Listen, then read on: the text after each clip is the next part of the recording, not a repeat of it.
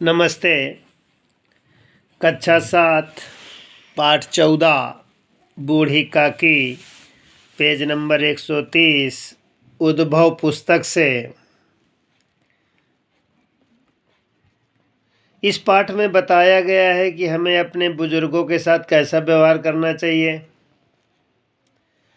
ऐसा क्यों कहा जाता है कि बच्चा बूढ़ा एक समान होता है। हमें अपने बुजुर्गों का सम्मान करना चाहिए तथा उनसे सहृदयता व सहानुभूति रखनी चाहिए। यह बात सदैव याद रखनी चाहिए कि वृद्धावस्था सभी पर आती है। बुढ़ापा बहुधा बचपन का पुनरागमन हुआ करता है। बूढ़ी काकी में जीभ के स्वाद के सिवा न और कोई चेष्टा शेष थी और न ही अपने कष्टों की ओर आकर्षित करने का। रोने के अतिरिक्त कोई दूसरा सहारा ही। समस्त इंद्रियां हाथ और पैर जवाब दे चुके थे। जमीन पर पड़ी रहती और घर वाले कोई बात इनकी इच्छा के प्रतिकूल करते। भोजन का समय टल जाता, उसकी मात्रा कम होती अथवा बाजार से कोई वस्तु आती और न मिलती तो वह रोने लगती थी। उनका रोना सिसकना साधारण रोना न था, वे गला फाड़ फाड़ कर रोती थी। उनके पति को स्वर्ग सिधारे हुए वक्त हो चुका था। बेटे तरुण होकर चल बसे थे। अब एक भतीजे के सिवाय और कोई दूसरा न था। उस भतीजे का नाम उन्होंने अपनी सारी संपत्ति लिख दी थी।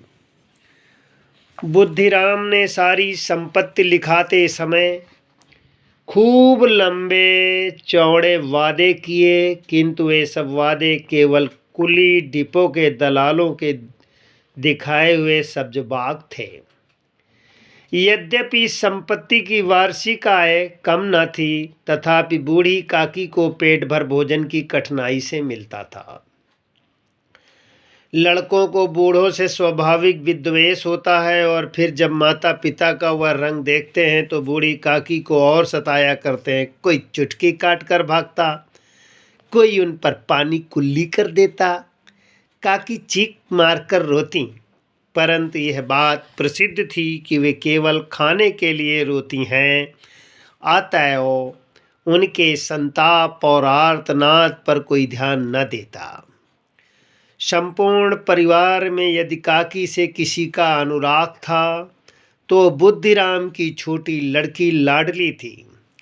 लाडली अपने दोनों भाइयों के डर से अपने हिस्से की मिठाई या चबैना बूढ़ी काकी के पास बैठकर खाया करती थी। यही उसका रक्षागार था और यद्यपि काकी की शरण उनकी लोलुपता के कारण महंगी पड़ती थी, तथापि भाइयों के अन्याय की तुलना में कहीं सुलभ थी। इस स्वार्थानुकूलता ने उन दोनों में सहानुभूति का आरोपण कर दिया। प्रश्न संख्या 130 और 131 पाठ पर आधारित प्रश्नोत्तर इस प्रकार है। पहला प्रश्न है, पाठ का नाम बताइए। उत्तर है, पाठ का नाम है बूढ़ी काकी। प्रश्न नंबर 2 है, बुढ़ापे में क्या क्या शिथिल हो जाता है।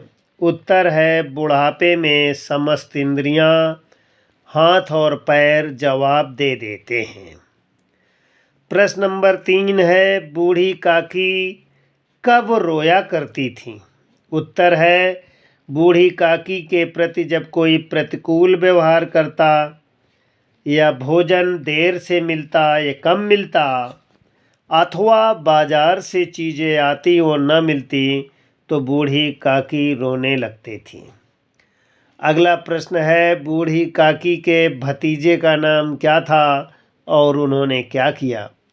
उत्तर है, बूढ़ी काकी के भतीजे का नाम बुद्धिराम था और बूढ़ी काकी ने अपनी संपत्ति अपने भतीजे बुद्धिराम को लिख दी थी। उत्तर है, अगला प्रश्न है, दलालों के दिखाए हुए सब्ज बाग कहाँ थे। उत्तर है दलालों के दिखाए गए सब्ज बाग केवल कुली डिपो के ही थे। अगले पैराग्राफों पर प्रश्नोत्तर विद्यार्थी लिखेंगे और याद भी करेंगे।